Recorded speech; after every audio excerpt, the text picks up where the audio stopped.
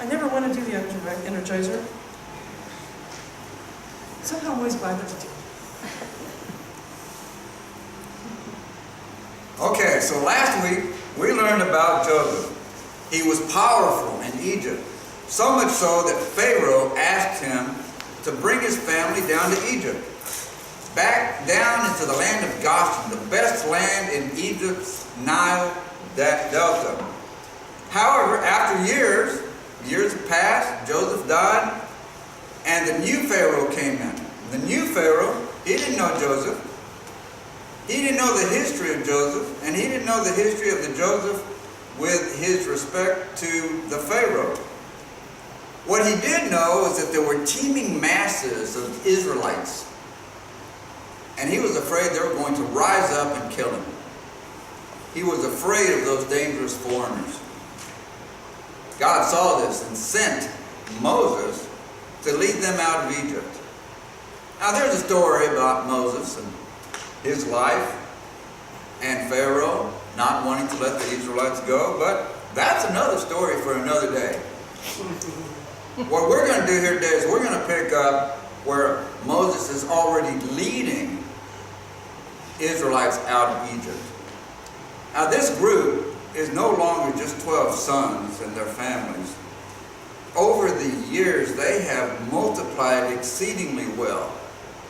They're now numbering 600,000 men and women.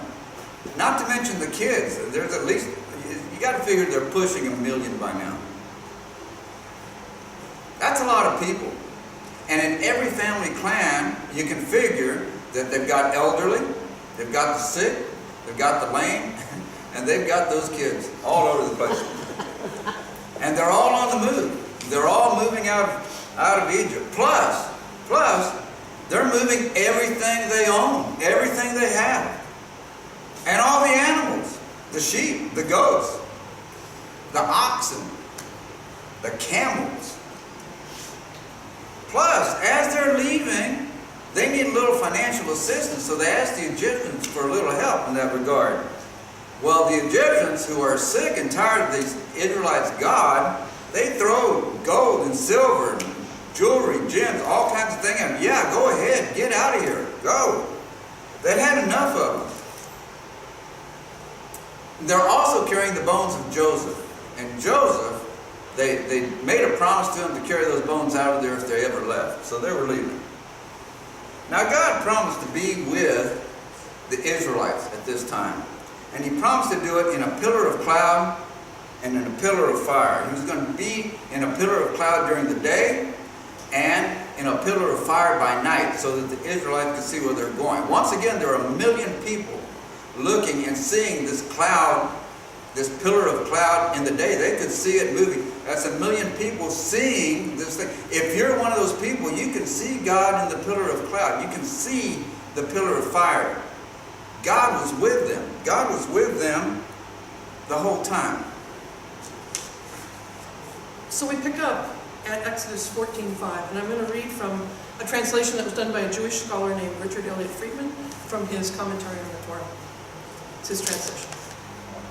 And it was told to the king of Egypt that the people had fled, and the heart of Pharaoh and his servants was changed toward the people. And they said, "What is this that we've done, that we let Israel go from serving us?"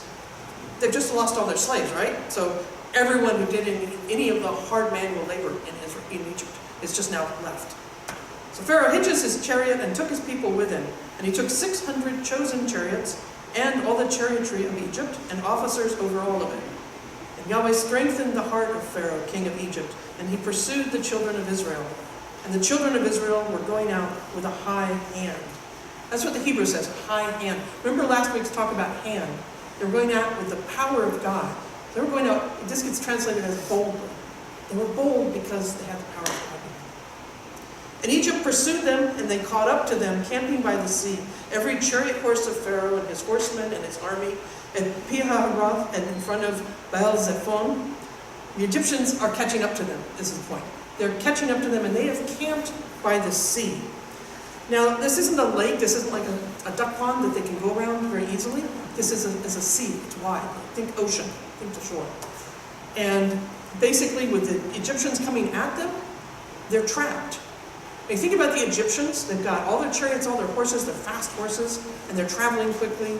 And the Israelites, as Charlie described, are bagged down, they're bogged down. They've got people and elderly and sick and little children who can't walk very fast, and everything they're carrying, and they're trapped.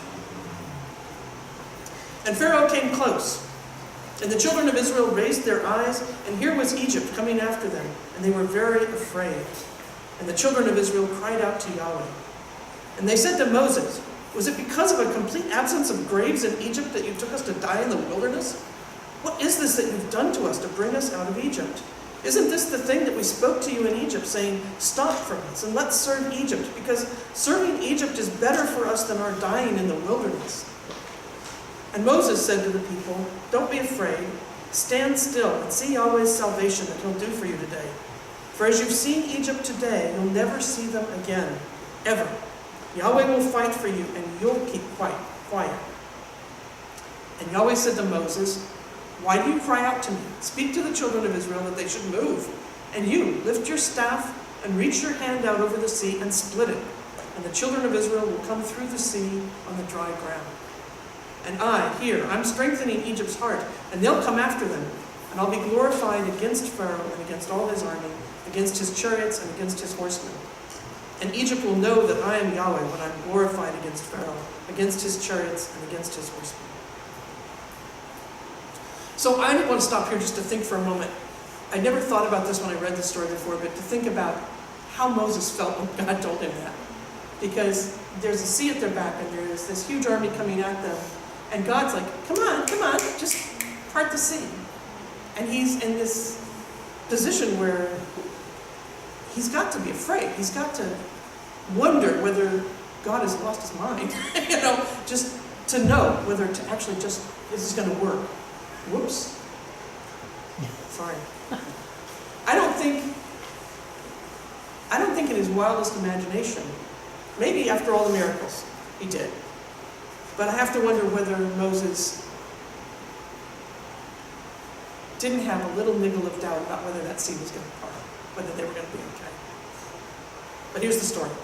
And the angel of God, who was going in front of the camp of Israel, moved and went behind them. And the column of cloud went from in front of them and stood behind them. And it came between the camp of Egypt and the camp of Israel. And there was the cloud and darkness for the Egyptians, while the column of fire lit the night for the Israelites. And one did not come near the other all night.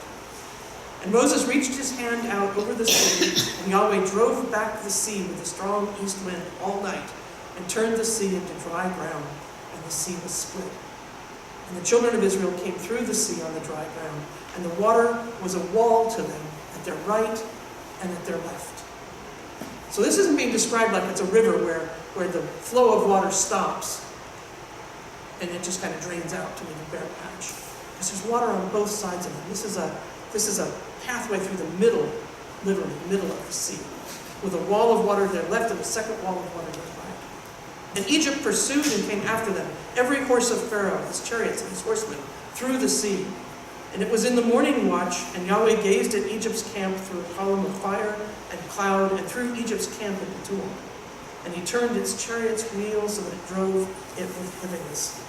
And Egypt said, "Let me flee from Israel, because Yahweh is fighting for them against Egypt."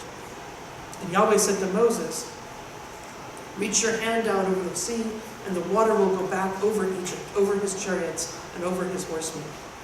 And Moses reached his hand out over the sea, and the sea went back to its strong flow toward morning, and Egypt was fleeing toward it. And Yahweh tossed the Egyptians into the sea. And the waters went back and covered the chariots and the horsemen, all of Pharaoh's army who were coming after them in the sea. Not even one of them was left.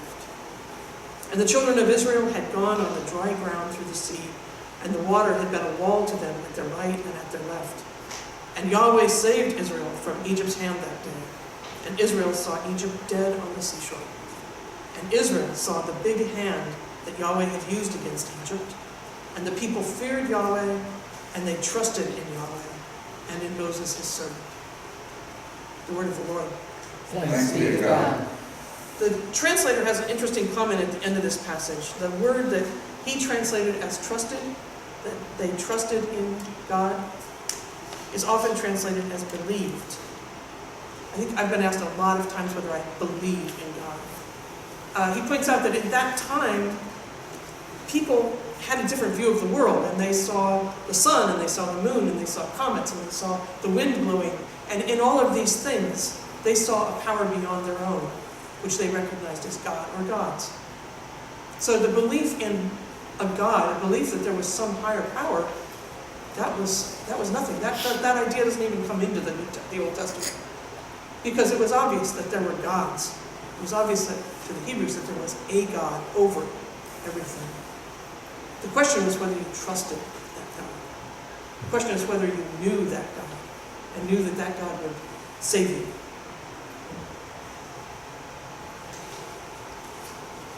So what does this mean to us today? Why do we still read this story? Well, God was with them. Emmanuel means God is with us. Have you ever had a feeling so strong that you felt compelled that you had to do something? The feeling comes over you, and it compels you to do something out of the ordinary, out of your ordinary day. It's out of your way. It's not on your schedule to do this today, and yet the feeling is so strong.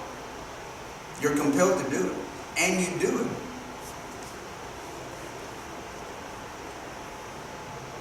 Well, that's God talking to you.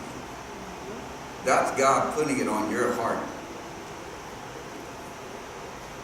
That's God being with you. Now, back in Moses' day, God worked through Moses to become a leader, as you heard. Moses did what God told him to do. He waved his outstretched hand over the waters parted, so the Israelites could cross across the Red Sea on solid ground and safely get to the other side. About 1,500 years later, quick jump, right? Jesus taught his disciples how to cure diseases, how to heal the sick, and how to proclaim the kingdom of God to the people. And as good as the disciples were, the healing didn't always work. There was a story of a father who brought his young son in. The son had epilepsy, and the disciples could not heal the epilepsy. So they took the child to Jesus. Jesus healed the child. Later, the disciples asked Jesus, how come we couldn't heal him? Jesus' answer comes to us from the Gospel of Matthew, chapter 17, verse 20.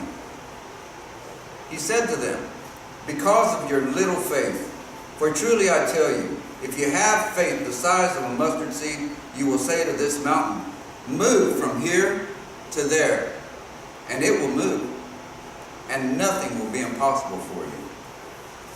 It's the word of the Lord. Thanks be to God.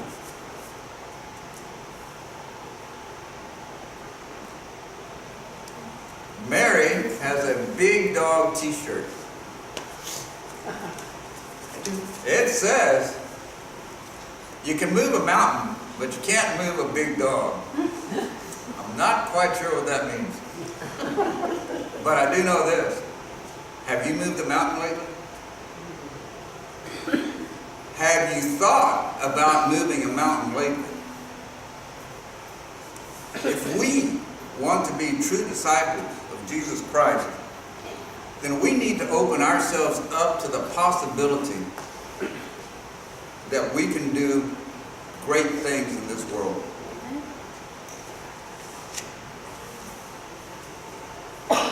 Some incredible things that we can do are feeding 2,000 people in one day in Feria.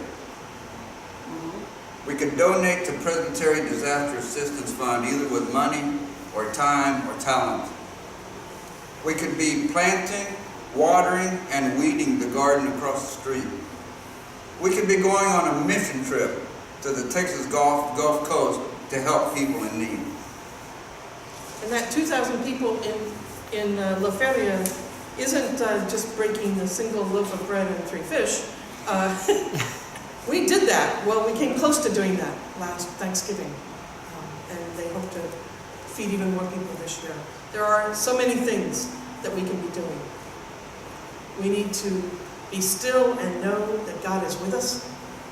We need to be still and listen for God's will in the world. And we need to be still and let God empower us to go out into the world and help do something incredible for the kingdom of God.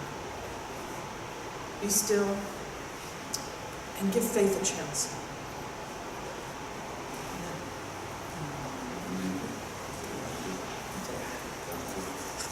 God is good. All the time. All the time. God is good.